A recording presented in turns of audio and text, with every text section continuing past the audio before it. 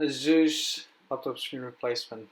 You need to, this battery is going to be removed, but basically you have to remove the battery. This model is Asus F550C, and the steps is pretty simple and straightforward. There's two screw cap that you have to be removed. Use some sharp and edgy to remove the two caps, and that exposes the two screws underneath.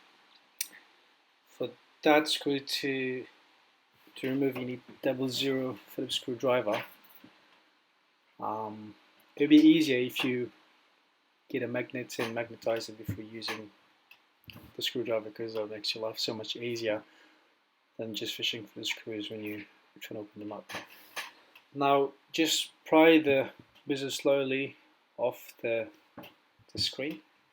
They easily come off, just needs a bit of pressure, and it's not difficult to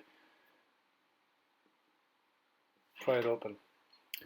And there is 4 screws that holding the screws in place.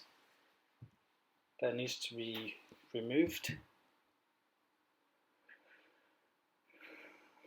The screw for the screw assembly is slightly smaller than the screws for the bezel, so if you can, just keep them separate so you don't mix them up. By the way, for the screw replacements, I normally use the refurbished ones. So basically, if you want to save yourself some money, get a similar model laptops, or at least similar specs screens and other laptops, and just refurbish the screws out of that. Basically, the screens are separated in size, in this case 15.6 inch. The thickness with its Lemo standard, the pin numbers with its 30 pins or 40 pins, and that's the 3 main categories that you can separate the screens from each other.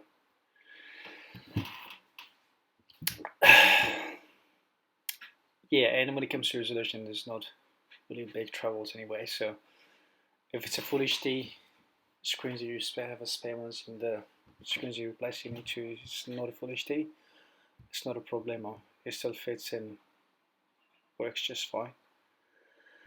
There's a plastic pry it all, just